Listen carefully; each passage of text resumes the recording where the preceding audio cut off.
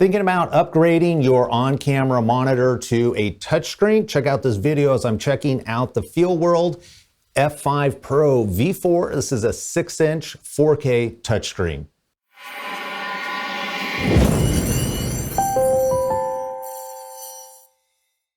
I've been fortunate to use an external monitor for many years now. It just helps in so many different ways, having false colors, having a 6-inch or a 7-inch or even a 5-inch screen versus the standard 1.5 or 2 inches that you get on the camera just makes a world of difference. And if you're gonna show up on location or you're shooting videos like yourself, having that monitor to look at makes a huge difference. And so I was excited when Feelworld reached out to me to review the F5 Pro because it's a touchscreen monitor, and I didn't even know that touchscreen monitors were a thing, and what a game changer it is after I've been able to use it for a little bit. So let's talk about the monitor real quickly. This is a 4K monitor. The resolution of the screen is 1920 by 1080, and it has a 6-inch. It's a 6-inch IPS screen, 450 nit peak brightness, and 1000:1 contrast. This is an update of the Feelworld F6 Plus. The other thing you'll notice the other side, right over here, you see this little grayed out version here. This is where on the back of the monitor you can actually put a wireless transmitter for your video if you wanted to, or other peripherals. I'll show you that in just a minute. This monitor has all the features that you would expect. It's got peaking, false colors, focus assist, and plus many more. One of the other cool features though is it has a number of LUTs installed on it. So if you're shooting in S-Log as an example, you can actually set the monitor to S-Log and get a truer sense of the colors that you're pulling.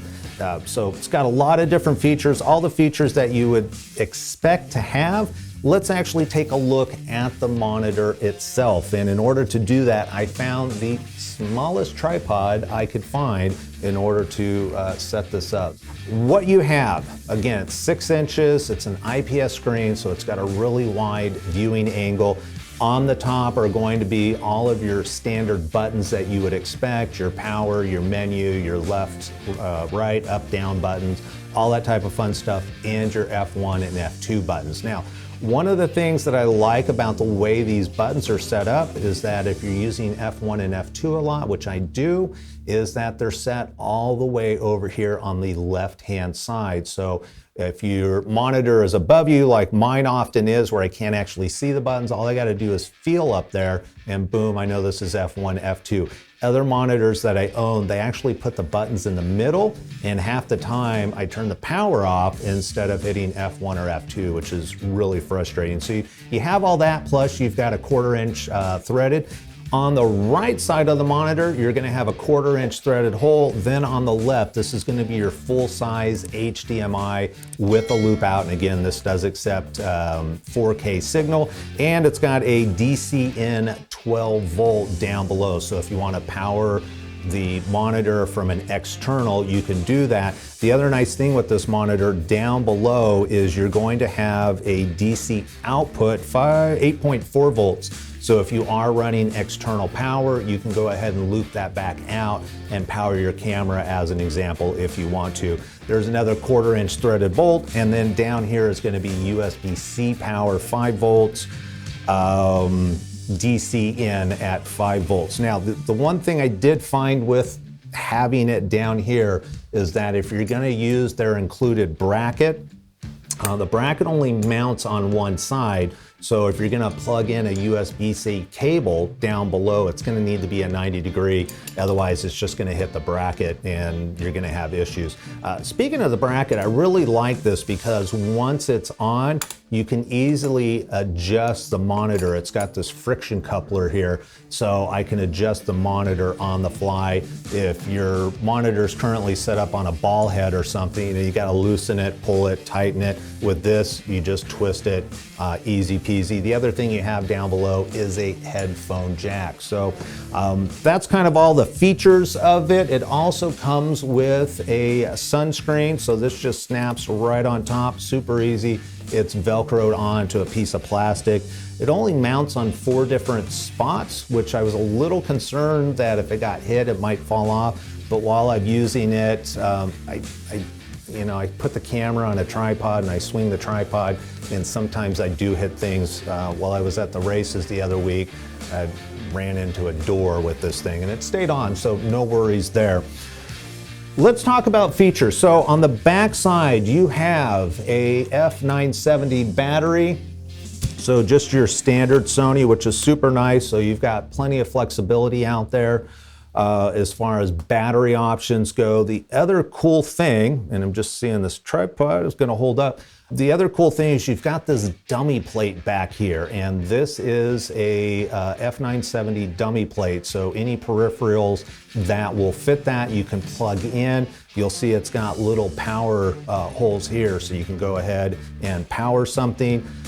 But also behind the sticker right here are cross mounts. So if you have a wireless transmitter, video transmitter as an example, you can pull the sticker back or just pop the holes in here and this will just slide right on top. And again, because you've got power coming out of the monitor, if you want to power that transmitter, you can do that. Feelworld, just for an example, they sent me this little guy here as an example to show you how this works. And it just mounts to the bottom. And this is actually kind of a nice setup in the sense that if you need a light, boom, 3 different settings and you've got light, it's set up and ready to rock and roll. So this does not come with the monitor. It was just an example to kind of show you how this works. But let's talk about the monitor itself. One of the things I noticed when using this is that you really have to push the power button down for a good second before it actually turns on. I was getting a little frustrated when I first got it because I was pushing the power button down and nothing was happening, kind of like now. I didn't actually hold it down long enough. So, it's a good feature because you don't want to accidentally turn it on or turn it off as you're going throughout the day. Let's talk about the touchscreen. This is really cool. One of the things that came in the package is this operating instructions, and yeah, you get the full manual, you get all the other stuff. This is the only thing you really need to look at because it tells you how the swipe feature works. And for me, that was really important because the first time I got to use this was actually at the Nashville Grand Prix. It was already midday by the time the races started and we got there. It's full sun. I've got the hood mount on.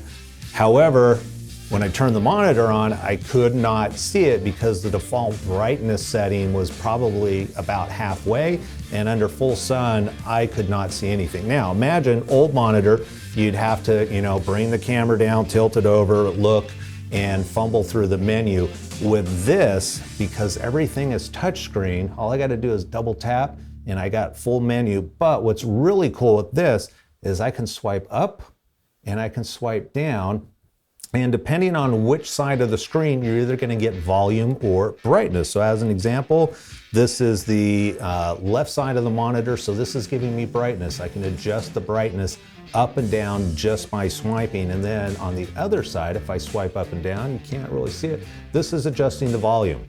So really cool feature. Let's do F1. All right.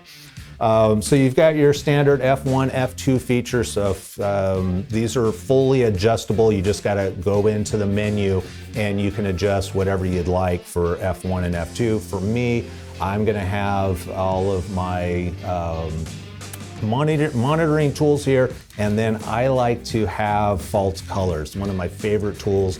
And what I like about this is it actually shows you, I don't know how well you can see it on the side here, that is a graph of the false colors. So if you're not familiar with false colors, essentially what it's going to do, it's going to make the monitor look really weird because it's going to be, instead of seeing everything in full color, it's going to be in all these different colors such as grays and greens and reds and blues. And depending on that color, that's letting you know if your balance is correct. If you're correctly balanced, too dark or too light. Let's see, I gotta swipe.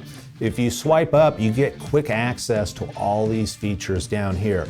What's really nice about this is that when you swipe, well, let me go back. What's really cool about having all of these options down below, if I want to pull up a separate feature, as an example, what was I doing on a regular basis? Oh, I was checking my overexposure.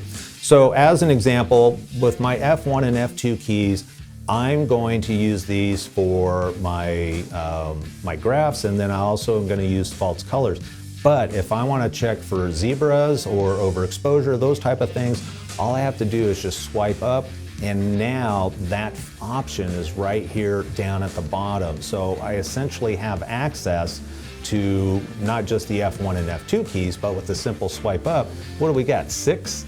We got 6 other options here. So super convenient, because if you've ever been in a rush and you've wanted to check something on your monitor, but you didn't want to, I know for me, I didn't want to mess with trying to figure out the menu, hit arrow up, down. Where is the up, down? All you got to do is swipe up, boom, it's right there. If you need more features, double click, or double tap, excuse me, and now you've got all these features on the side. One of the issues that I had with the way this menu structure is set up, and I'm figuring out that this is not the best tripod, although it's good for how I got the camera set up, is that let's say we want to go in, let's say I want to set my F1 and I want to go here. I don't know how well you can see it, but we've got these little arrows right here. These little arrows, whoops, let's go back into there. This is how you're going to adjust through. So I have to actually hit the arrow. What I was doing when I first got the monitor is I was swiping, and then I was getting really frustrated because on my smartphone, being a touchscreen, I'm used to swiping through the options. On this monitor, you've actually got to touch. So this is one of the things I think in a firmware update would be really cool to be able to see that update. And then the other thing I talked about is going to be like your LUT options. So you've got all these different LUTs that are built in that you can see at any time that you want. Super convenient. I can tell you that I'm not going back to a standard monitor. I mean, I'll use them as backups, but this is now my primary monitor for the convenience of being able to simply adjust the brightness and the volume as quickly as I want just by sliding up and down, and having this easy access menu at the bottom. Just it gives more, it makes the monitor more valuable to me, and I'm more likely to check other aspects of colors or zebras that maybe I wouldn't do because of how inconvenient it is to use the menus on the top. Now, the one downside, let me turn this off, that I've noticed, actually there's 2 things with the monitor. It's a beautiful monitor. Like I said, it's got plenty of brightness. It's got all the tools that I want. If you notice right over here, let me switch it, there we go. Over here, that's a sticker. So from the manufacturer, they put one of those goopy stickers right on the monitor. This did not have any film protection. This is Ryan from the future, not the future because obviously I've recorded this, but I'm actually editing the video right now. And I made a mistake and I didn't realize it until after I made the video. And right now in the video, I'm about to tell you about this smudge mark that just wouldn't come off the monitor because they put a sticker on it, and then I got some scratches while using it. Was talking to some friends about this because I was complaining that why didn't they just put a static cling, one of those protector sheets over it. Come to find out, they did. So these were my 2 big complaints that I had with the monitor, was the fact that there's the smudge and that I got scratches. But the reality is the screen protector was so well applied to the monitor, I didn't even know it was there. So if you happen to pick one of these up, make sure you pull this off so you don't look like an idiot like I do. Let's get back to the video now. The big question, I guess, is this the right monitor for you? If you haven't done a touchscreen monitor, I highly recommend checking out the Feelworld F5 Pro V4. This is, again, is a 6-inch touchscreen monitor. It's 4K. It is a beautiful monitor. On Amazon, it's at $169.99 at the time of this shooting this video.